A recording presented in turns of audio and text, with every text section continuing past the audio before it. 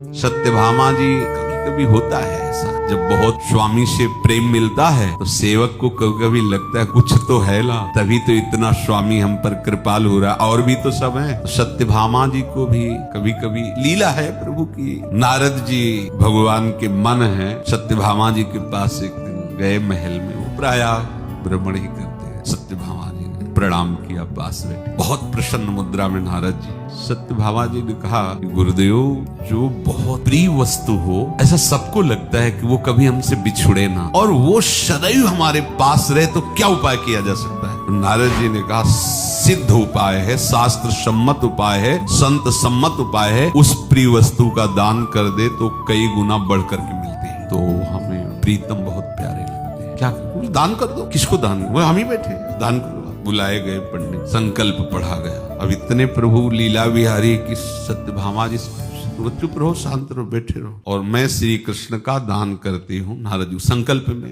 नारद जी का पकड़ो, बीणा पकड़ो। बोले क्यों? बोले दान कर दिया सत्यभामा ने, हमारे साथ चलो, जहां जहां हम चले वहां चलो हमारे साथ। सत्यभामा जी नारद जी के चरणों में लिपट गई। आप कहते थे कि प्रिय वस्तु का दान कर दो तो वो कभी बिछुड़ेगी नहीं और कई गुना बढ़ के मिलेगी, तो आप तो अभी लिए जा रहे हो, हम तो इनका एक पल भी वियोग नहीं सह सकती। तो उनका एक उपाय है, जो दान दिया है उसके बराबर कुछ दे दो तो हम इनको वापस कर देंगे। स्वर्ण आभूषण रत्न हीरा जवाहरात चलेगा ना? जी कहा हाँ चलेगा। इसी बात का गुमान हटाना था। प्रभु से कहा बैठो, प्रभु कुछ नहीं बोल रहे हो, क्योंकि प्रभु के ही मन नारद जी है। अब द्वारिका में ये बात फैल गई, सत्यभामा जी ने दान कर दिया संकल्प युक्त नारद जी को। अब नारद जी ने एक उपाय बताया कि बदले में आप स्वर्णाभूषण। रुक्मिणी जी आए और सत्यभामा जी की तरफ कि ये तुम्हें क्या सुहाई दिया, ये तुम क्या सोच रहे हो श्री कृष्ण को, इनके बराबर कुछ। खड़ी है उदास के, कैसे इसको समझे? कुछ भी बोलेंगी तो गुमान में शायद ये न समझ पाए। बड़ा तराजू लगाया गया, एक तरफ प्रभु को विराजमान किया। प्रभु नारद जी की तरफ देख के मुस्कुराए। नारद जी का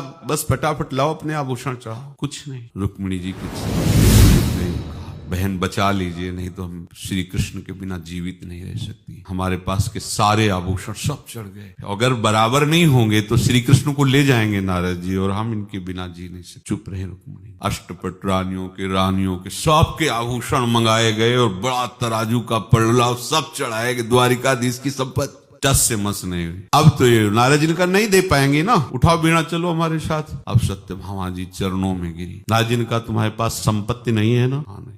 मेरी सामर्थ्य नहीं कि मैं श्री कृष्ण को किसी भी तरह से अब ले पाऊं, मेरे पास कुछ नहीं रह गया। बोले हाँ, तो मेरे पास है, लिखा नाम तुलसी जी में, तुलसी के पत्ते में। वैसा बटाओ अपना हीरा जवाहरात रतन है, और कृष्ण नाम लिख के कहा इसको रख दो एक पलड़े में। जो ही रखा तो नाम का पड़ला ऐसा प्रभु ऐसे।